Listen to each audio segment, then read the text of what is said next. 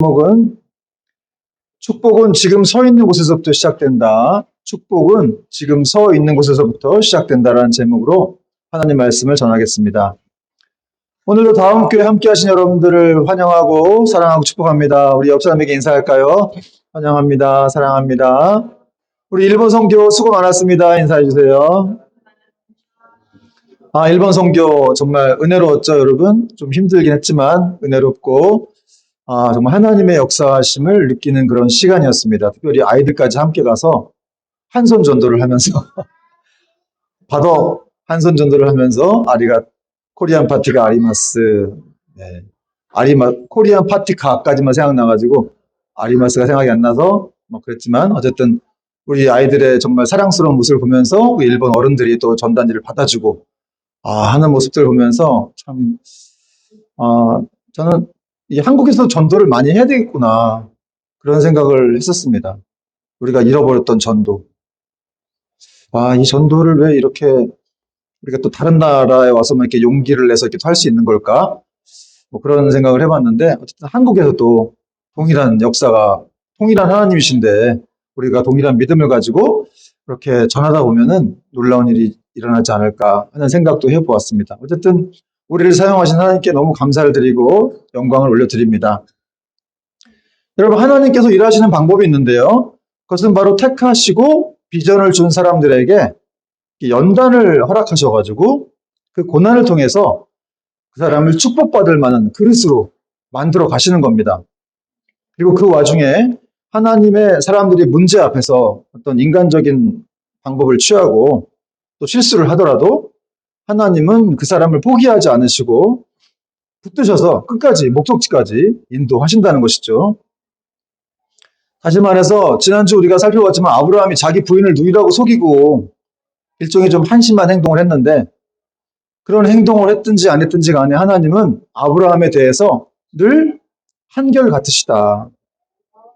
여러분, 우리만 왔다 갔다 하는 거지. 우리가 실수하고 죄를 짓기도 하고 맨날 믿음 없어갖고 왔다 갔다 하지만 하나님은 늘 여러분에 대해서 한결같으신 거예요.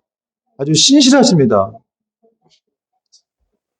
애굽으로 내려가서 순환을 겪었던 아브라함은 하나님의 보호하심이 있었죠.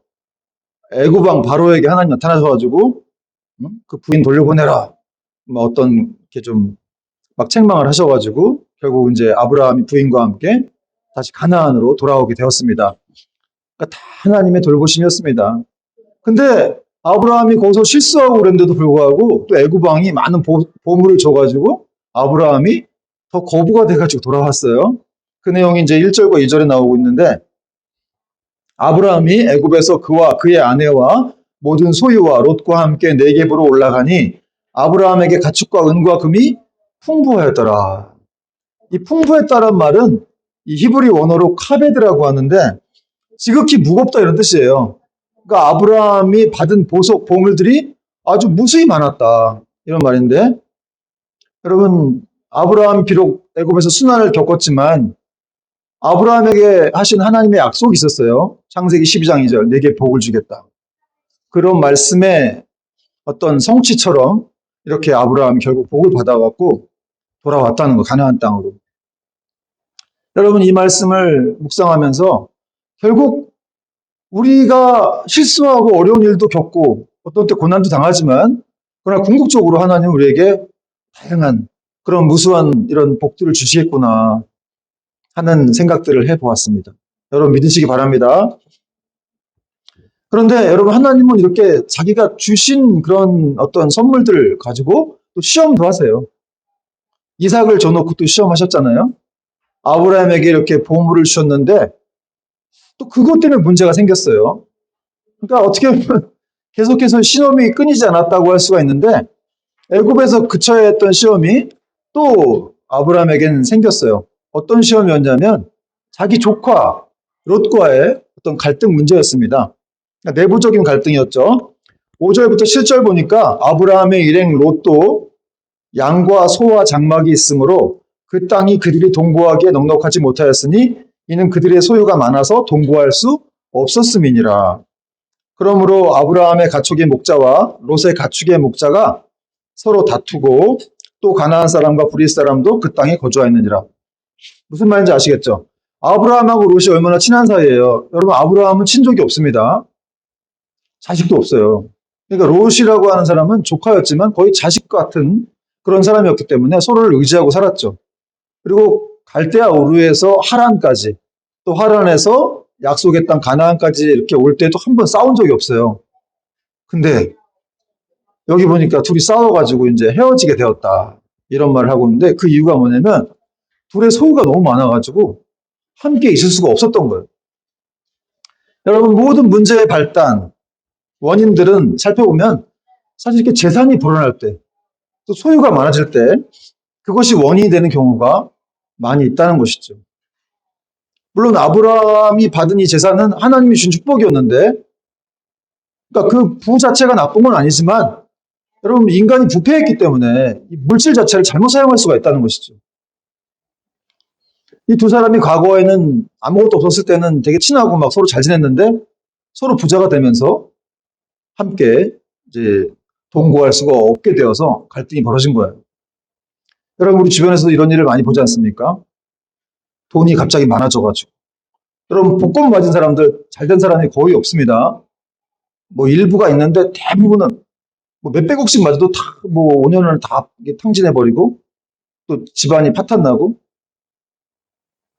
여러분, 이 돈이라고 하는 것, 뭐 우리나라 대기업의 이런 자녀들도 이제 뭐 아버지가 물려준 재산 가지고 막 형제들끼리 막 피튀기고 싸우지 않습니까? 그런 일이 얼마나 많아요. 방송에도 많이 나오고요.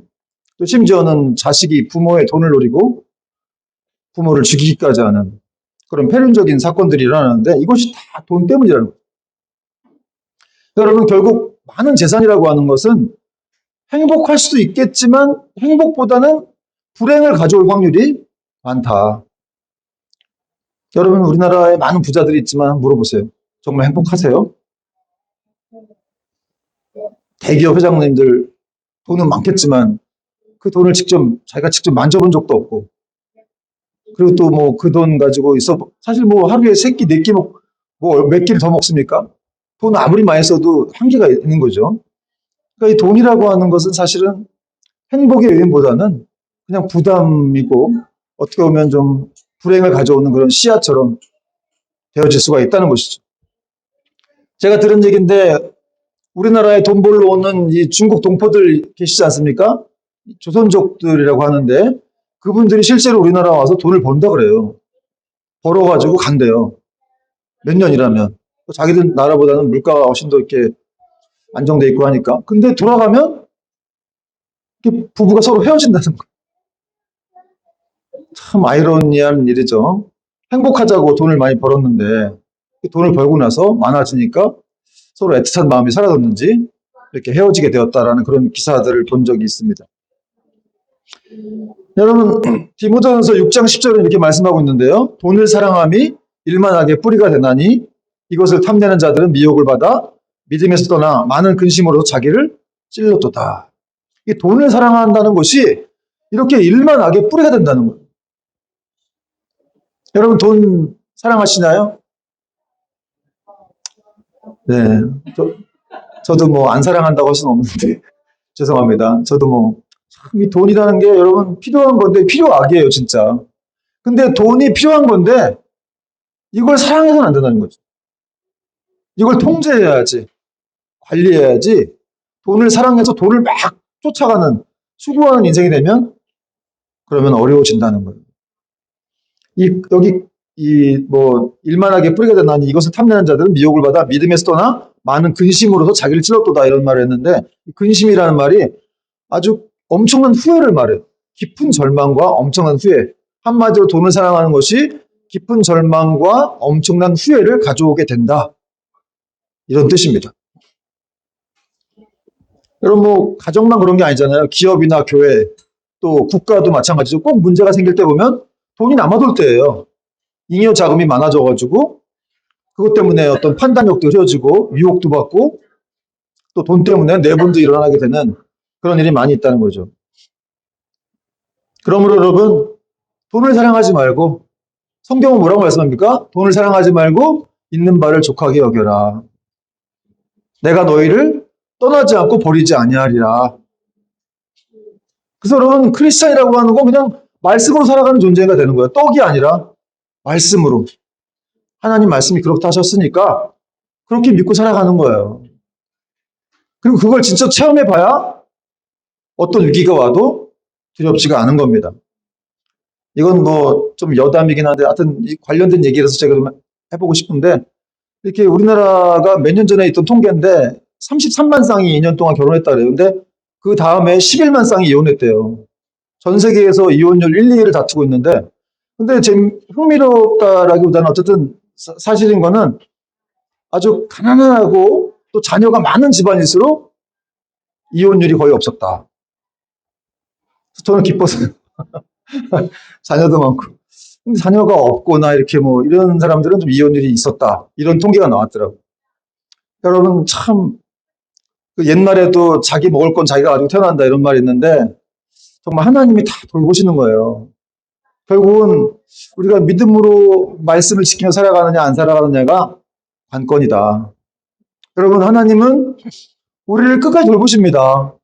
그걸 진짜 믿어야 돼요, 여러분. 제가 어저께인가 카톡방에도 올렸지만 예수님이 이런 말씀하셨어요. 마태복음 6장 29절.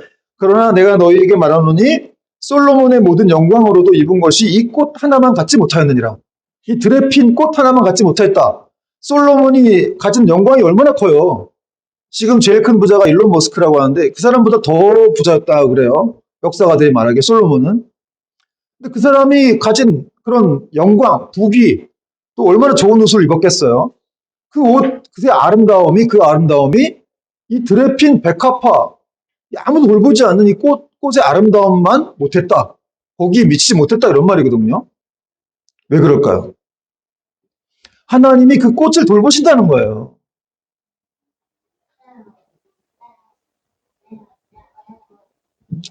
하나님이 그 작은 아주 지극히 작은 미미한 그런 피조물 하나조차도 하나님이 자기의 사랑을 입히시기 때문에 거기에 사랑을 쏟으시기 때문에 더 나아가서 여러분 그렇게 미물도 돌볼 정도면은 자기가 택한 자녀들을 얼마나 소중히 여기시겠어요? 너희는 까마귀보다 더 귀중하지 아니하냐 이런 말씀하셨잖아요. 내가 안 돌보겠냐 너희들을? 까마귀 들꽃도 돌보는데 그 아름다움이 솔로몬의 영광보다 더하다고 내가 성경에 썼는데 내가 하물며 너희일까 보냐. 그래서 여러분 우리는 이런 말씀들을 알고 있기 때문에 이걸 알고 있는 것과 믿는 건 다르기 때문에 이걸 정말 믿어야 된다. 이렇게 되면 근데 여러분 우리가 솔직히 뭐 진짜 어떤 위기 때 그걸 다 믿지 못해도 하나님이 그냥 행하실 거예요. 마치 그 노아가 제대로 믿지 못해도 노아와는 관계없이 하나님이 무지개를 딱 떠올리셨던 것처럼 이게 증표야. 니네가 믿든 안 믿든 나는 이걸로 내 약속을 지킬 거야. 이렇게 말씀하신 것처럼 여러분과는 살 상관없이 하나님은 그냥 행하실 거예요. 우리가 연약하다는 걸 아시기 때문에. 그러나 어쨌든 간에 우리가 믿음으로 반응해주면 하나님은 더 기뻐하신다는 거죠. 아니 우리에게 믿음을 줬잖아요. 그 불신자들이 반응하겠어요? 믿음도 없는 사람들인데 어떤 사람이 그랬대요. 목사님 저는 믿음이 없습니다. 믿음이 없으냐 했더니 당신 팔이 있지 않냐고. 팔이 거기 붙어 있지 않냐고. 다리가 붙어 있지 않냐. 그 믿음이 그런 거다. 팔다리가 여러분 뭐 어떻게 하지 않는 그냥 계속 붙어 있는 거 아니에요. 믿음은 그렇다는 거예요. 주님이 주신 믿음은 계속 그냥 갖고 있는 거예요. 어떻게 뗄래야 뗄 수도 없고 그분의 시야에서 우리를 뗄 수가 없고 그러니까 창세전부터 계속해서 그 시선이 우리에게서 떠나지 않으신 거죠. 그럼 믿음은 그런 개념이라는 거예요. 한지 우리만 왔다 갔다 불안하고 힘들고 막 이러는데 하나님은 계속해서 그냥 그 믿음 가운데 거하시고 있는 것이죠. 여러분 그러므로 중요한 거는 이게 물질적인 부자가 중요한 게 아니라 우리 마음의 부자가 되는 것이 중요합니다. 여러분 우리는 마음의 부자예요. 아무것도 없는 자 같으나 모든 것을 가진 자로다. 그게 성경이 말씀하고 있거든요. 여러분 진짜 그걸 믿으셔야 돼요. 우리가 진짜 마음의 부자다. 아무것도 없지만 모든 걸 가진 거다. 왜냐하면 우리 안에 예수님이 계시기 때문에 우리는 모든 것을 가진 자입니다. 자, 오늘 본문에 보니까 또 믿음의 사람들은 세상과 다른 방식으로 문제를 해결함을 볼 수가 있는데 8절부터 9절 보니까 같이 한번 읽어볼게요. 8절, 9절. 시작. 아브라함이 롯에게 이르되 우리는 한 친족이라 나나 너나 내 목자나 네 목자나 다투게 하지 말자. 내 앞에 온 땅이 있지 아니하냐. 나를 떠나가라. 내가 좌하면 나는 우하고 내가 우하면 나는 좌하리라. 소유 문제로 롯하고 갈등이 벌어진 아브라함이 한 일이 뭐냐면 롯을 먼저 찾아갔어요. 그래서 이렇게 제안을 했는데 사실 원칙적으로 보면은 아브라함이 삼촌이니까 조카인 롯이 찾아와야 되는데 삼촌인 아브라함이 롯을 먼저 찾아갔습니다. 그리고 화해를 청한 것이죠. 굉장히 당시에는 파격적인 행동이죠. 그리고 이것은 이 아브라함의 신앙이 얼마만큼 성숙한지를 볼 수가 있는 건데요. 여러분, 세상에서는 아랫사람이 윗사람 찾아가요. 그렇죠? 힘 없는 사람이 힘 있는 사람 찾아갑니다. 그러나 하나님 나라에서는 힘이 있는 사람이라도 먼저 찾아가는 거예요. 그리고 자존심을 버리고 먼저 찾아가는 쪽이 진짜 영적인 어른입니다. 더 믿음 있는 사람인 거예요. 부부간에도 여러분, 자기가 먼저 잘못을 안 했다 할지라도 믿음 있는 사람이 먼저 손을 내미는 거예요. 생각해보니까 나도 잘못했더라. 여러분, 부부싸움이 일어나면 한쪽만 문제가 있습니까? 다 사실은 따져보면 양쪽 다 문제가 있을 수 있거든요. 상담학에서는 그렇게 가르쳐요. 제가 이제 졸업할 때가 돼가지고 이제 통화를 하고 싶은데 어쨌든. 여러분, 둘 다 문제가 있으니까 어쨌든 간에 뭐 조금 잘못했더라도 그냥 먼저 손을 내미는 거예요. 불신자들하고도 마찬가지죠. 그 사람들이 다가오질 않습니다. 먼저 우리가 다가가는 거예요. 왜냐하면 우리는 하나님 자녀이고 우리는 믿음 있는 사람이니까 영적인 사람들이니까. 여러분 믿음이 커진다고 하는 건 내가 작아진다는 건데요. 내가 덜 중요해진다는 거예요. 그게 믿음이 커지는 거예요. 믿음이 커지면 내가 작아지고 나는 덜 중요해진다. 내가 계속 나는 너무 중요해. 나같이 중요한 사람 없어. 이것들이 나를 이렇게 대우해? 이러면 아직 믿음이 작은 거예요. 네, 여러분 사실 이렇게 이 자아 싸움, 자존심 싸움이 우리는 참 힘들죠. 저도 굉장히 이렇게 말을 하지만 자아 내려놓기가 참 힘들어요. 저도 이번 일본 선교 가가지고 제가 이렇게 자아가 이렇게 강한지는 제가 몰랐는데 정말 제가 자아가 너무 강하구나. 그렇게 20년 동안 목사를 했는데도 불구하고 여전히 이렇게 내 믿음이 작구나. 이런 생각을 했습니다. 참 부끄럽더라고요. 한편으로. 사실 제가 3일교회 있을 때는 뭐 대우도 잘 받고 뭐 어디 가든지 주목을 받고 거기 중심에 서 있고 했는데 이제 이번 일본 선교 갔을 때는 항상 이렇게 구석 자리에 이렇게 뒤에 앉아가지고 막 그냥 기타나 반주해주고 이게 뭐 근데 이제 그런 모습들이 참 내가 어떻게 하다 이렇게 됐지? 이런 생각을 했어요, 솔직히. 참 마음이 힘들다. 근데 지금부터 제가 일본 선교에서 만난 나의 하나님을 얘기할게요. 그러고 있는데 막 마음이 힘든데 갑자기 어떤 하나님이 무슨 생각을 딱 주시는 거예요. 그러면서 너는 20년 동안 많이 대우받았잖아. 너 좋은 거 많이 먹었잖아. 좋은 교회에서 좋은 거 많이 봤잖아. 내가 20년 동안 너하고 함께 했잖아. 그런 얘기를 물론 지금도 함께 하시지만 그런 마음을 확 주시더라고요. 네가 오키나와 가서 대만 가서 매일 설교하고 주일에 그 성도들 많은 곳에 설교하고 너 그랬잖아. 맞아요. 그랬던 것 같아요. 그 생각을 막 하나 주시더라고요. 근데 이제 그날 밤에 이제 선교사님 집으로 이제 가는 밤이었는데 갑자기 우리 아들 은율이가 저한테 그렇게 얘기를 하는 거예요. 아빠는 혹시 이렇게 늘 주목받고 있다가 그러지 못한 적이 있었어? 마치 뭘 아는 것처럼 얘기를 하는 거예요. 그래서 아빠가 사실 삼일교에서는 주목을 많이 받았잖아. 근데 여기 와서는 그렇지 못하니까 이렇게 얘기를 하더라고. 얘가 뭘 알고 있나? 속을 지금 찔려가지고. 그러면서 갑자기 저한테 이런 얘기 해줬습니다. 아빠, 사실 나는 내가 막 주목을 받고 있었는데 그러지 못한 걸 경험한 적이 있다.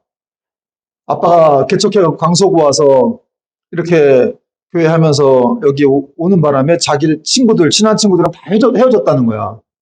그래서 너무 외롭고 힘들어가지고 참 그랬는데 그렇게 어려운 시간을 통해서 나는 나의 하나님을 만났어. 그렇게 얘기를 하는 거. 그 밤에 나의 하나님을 만났어.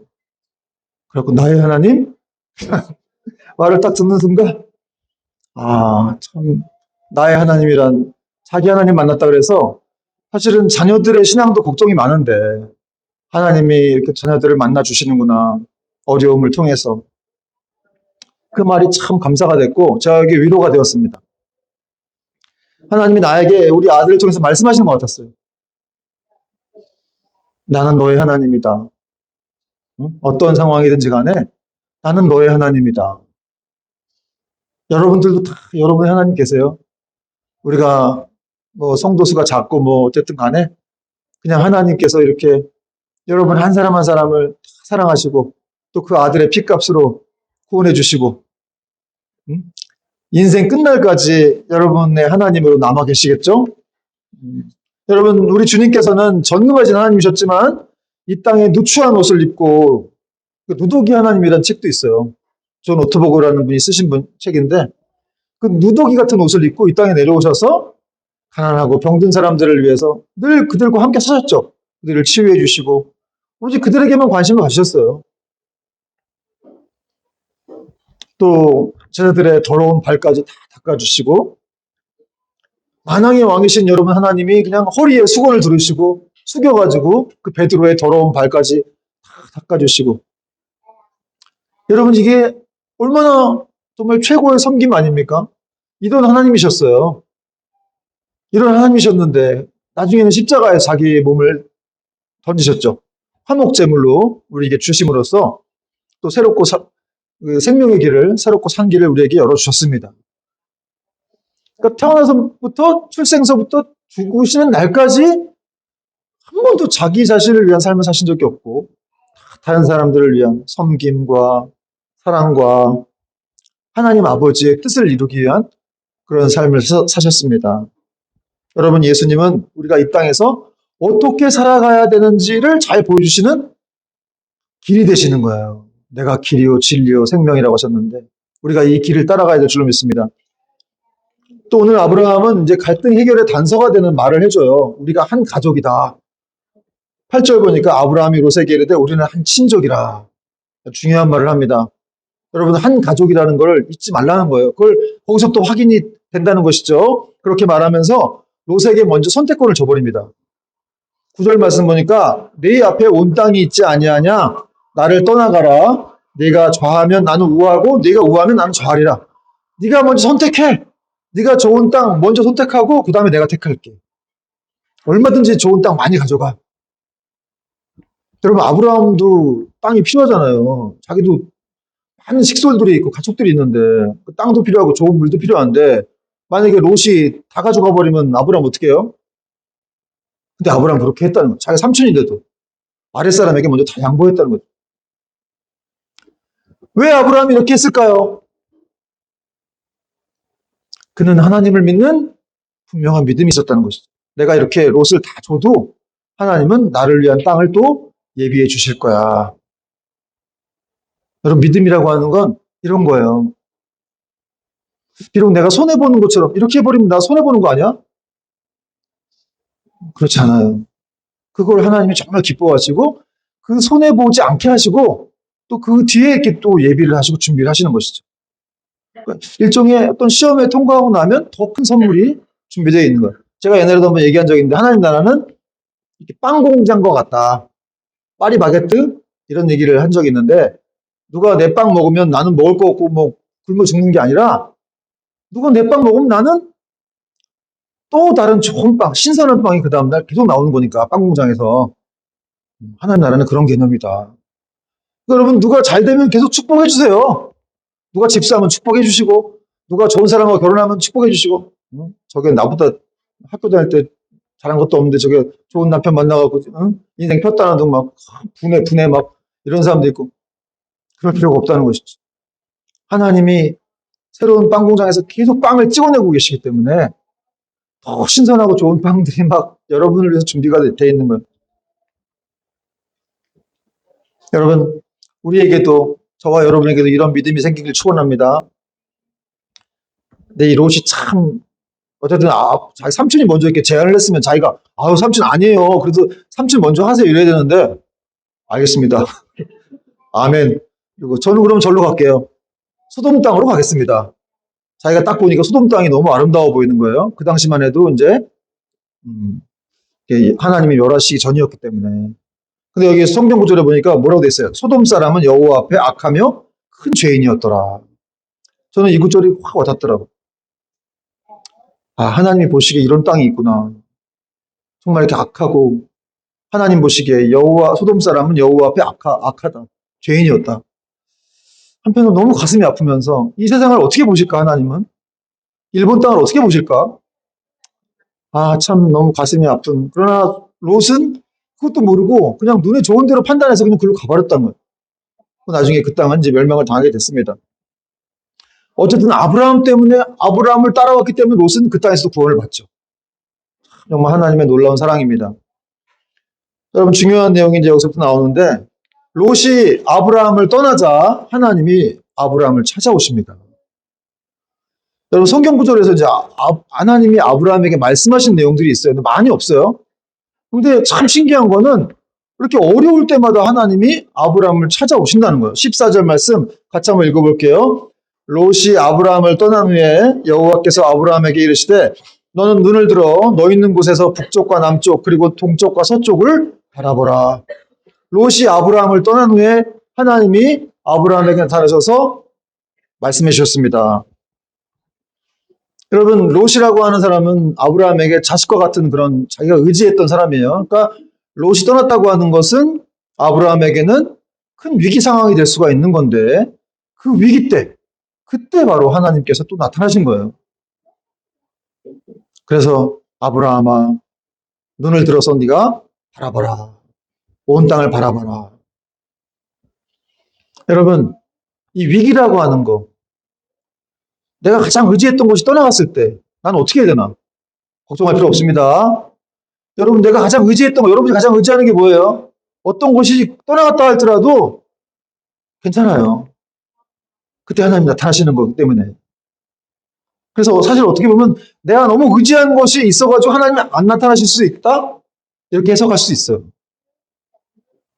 그러니까 차라리 그거 없이 그냥 하나님의 임재를 경험하기 위해서는 정말 내가 그렇게 의지하는 것들이 떠나가는 것이 나에겐 좋을 수가 있습니다. 여러분, 돈을 많이 의지하는 사람이 있겠죠. 또 뭐 어떤 자기 가족을 많이 의지하는 사람이 있겠고, 뭐 어떤 사람을 많이 의지하는 사람이 있겠는데, 그런 것 때문에 사실은 하나님의 역사를 못 경험할 수도 있는 거예요. 초자연적인 축복을 받지 못할 수도 있는 겁니다.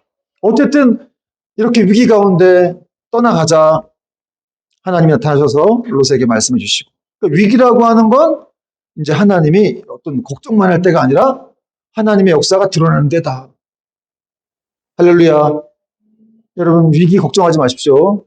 여러분 가정에 어떤 위기가 왔다. 진짜 하나님 드러나실 때예요. 제가 어제 자전거 타러 이제 하도 성교 여독이 풀리지가 않아. 자전거 타러 이제 그 한강에 나갔다가 갑자기 아침에 누가 전화가 왔어요. 아침 전화가 잘 안 오는데. 근데 이제 그 같이 대학원에서 상담하 공부하시는 분인데 나이가 많으신 전도사님인데 여수에서 목회를 하시는데 그분이 이제 전화가 오셔가지고 뭐 목사님 뭐 들으실 거예요? 막 이렇게 얘기하더라고요. 그래서 저는 뭐 글쎄요 뭐 고민하고 있습니다 했더니 이거 너무 좋아요. 막 그렇게 얘기를 하는 거였어요. 사실 제가 며칠 전에 기도를 했거든요. 하나님 제가 무슨 과목을 들어야 할까요? 그랬는데 그분이 답을 주셨어요. 그래가지고 그걸 들어야 되겠구나. 이렇게 생각하면서 하나님 답을 주셨네. 이렇게 생각하고 있었는데 그분이 또 계속해서 목사님 제가 바쁘지 않으시면 계속 얘기해도 돼요? 뭐 그렇죠. 뭐 얘기하시고 싶다는데 또 어른이시니까. 근데 그분이 그래서 며칠 전에 자기 사위에게 있었던 얘기를 하는 거예요. 사위. 이 사위가 회사를 갑자기 대기업을 다녔는데 연봉도 많은데 때려치겠다는 거예요. 왜냐하면 그 직원들의 어떤 편의를 맨날 그 본부장 자기 상사한테 이렇게 막 요청을 막 했대요. 가서. 그때 상사한테 찍힌 거예요. 너는 왜 맨날 밑에 사람들 얘기만 그렇게 나한테 갖다 올리냐고. 왜 그 사람들 편에서만 얘기를 하냐. 뭐 그렇게 갈등이 생겨가지고 이 사위가 힘들어가지고 나 그만두겠다. 근데 거기 그만두면 어떡할 거예요. 나이가 지금 40대 중반인데. 그래갖고 이 전사님이 너무 막 가슴이 막 답답하더래요. 그래서 기도를 막 했다고 그래요. 기도를 막 하면서도 그냥 답답했대. 근데 어느 날인가 이렇게 같이 이제 학교에서 공부하는 어떤 전사님이 계시는데 그분이 어떤 찬양사역자를 소개한다면서 그 전사님이 교회 가서 그 찬양사역 좀 소개 좀 하려니까 들어보라고 그래서 뭔가 이렇게 곡을 줬는데 그걸 들어보다가 보니까 찬양 가사에 뭐 염려하지 말아라, 걱정하지 말아라 이런 가사가 있으면서 마지막에 내가 너를 쉬게 하리라 뭐 이런 구절이 있었다는 거예요. 근데 그걸 딱 듣는 순간 갑자기 마음에 확 감동이 오면서 아, 하나님이 우리 사위를 쉬게 하겠구나. 쉬어도 되겠구나. 이런 생각이 들었다는 것이죠. 그러면서 그날로 사돈한 전화가 걸어가지고 사돈 저기 사위 쉬게 하세요. 뭐 대책도 없이 그냥 그만두게 하세요. 막 이랬다는 거예요. 그러면서 사위한테도 자네 이렇게 이제 내가 기도 응답 받았는데 쉬어도 되니까 쉬고 어디 여행이나 갔다 오라고. 그랬는데 일주일도 안 돼가지고 한 또 기업에서 좋은 기업에 전화가 와가지고 또 그 사람을 이렇게 데리고 왔다고 그런 얘기를 막 하면서 저한테 아주 중요한 얘기 해줬어요. 이런 말을 했는데 목사님 제가 이렇게 지금 67세 이렇게 50년 동안 신앙생활하면서 계속 위기 때마다 내가 계속 하나님이 나를 도와주셔가지고 응? 지금까지 살아왔는데 또 그것을 잊어버리고 지금 저기 답답해가지고 또 위기때 답답해가지고 힘들어했다. 이런 걸 회개했다. 이런 말씀을 막 하시더라고요. 그러면서 목사님 정말 성도들을 이렇게 하나님을 의지하는 사람들로 만들어야 된다. 그렇게 하나님을 의지하고 그들이 찾고 그래서 개인적으로 하나님을 만나는 그래서 하나님의 인도함을 받는 그런 사람들로 만들어놔야 하나님께도 영광이 되고 그들에게도 큰 축복이 될 것이다. 그런 얘기를 막 하시더라고요. 그러면서 또 이런 얘기를 하셨는데 자기네 교회에 이렇게 뭔가 좀 잘 순종 잘하는 사람도 있고 순종하지 못한 사람도 있는데 말씀에 순종하지 않아가지고 가서 이렇게 좀 뭐라고 좀 하면은 금방 삐져가지고 이렇게 또 말도 안 하고 막 그냥 막 듣기 싫어하고 막 이런다는 거예요. 그래서 진짜 순종 잘하는 사람들만 데리고 가야 되나? 막 이런 생각을 했는데 하나님이 갑자기 그런 마음을 주셨대요. 강하게. 너는 왜 반쪽짜리 인생이 되려고 하는 거냐? 그러니까 네가 좋아하는 사람, 너를 사랑하는 사람하고만 교제하면 너는 반쪽짜리 인생이다. 아, 근데 저도 그 얘기를 딱 듣는 순간, 뭐 사실 우리가 늘 우리가 좋아하는 사람만 만나고 싶고 그냥 그렇잖아요. 내가 싫은 힘든 사람은 힘들고. 근데 그렇대요. 너는 왜 반쪽짜리 인생이 되려고 하는 거냐? 근데 반쪽짜리 인생이라는 것이 너 자신을 위해서 그 반쪽짜리 인생이 되는 것을 버려라. 이런 마음의 감동을 확 주셨다. 그러니까 그렇게 기도할 때마다 감동을 주시는 뭐 그런 분들이 좀 있지만 어쨌든 이분도 참 특별한 분이신 것 같아요. 하나님과 교제가 깊었던 거죠. 그동안 계속. 그러니까 그런 이제 감동을 주시는 것 같아요. 근데 그 감동에 여러분 순종하기가 쉬울까요? 어려울까요? 쉽지 않습니다. 그러나 그 감동을 받았을 때 순종하게 되면 하나님의 축복이 또 있는 거죠. 어쨌든 여러분 저는 그런 분들의 어떤 제 간증은 아니고 그런 분들의 간증을 들었지만 사실은 제 주변에 이런 좋은 분들이 많구나. 여러분도 저에겐 참 좋은 분들이지만 그런 분들, 좋은 분들을 주셔서 하나님의 음성을 저에게 들려주시는 것 같았어요. 여러분 뭐 제가 다 경험해야 됩니까? 그건 아니죠.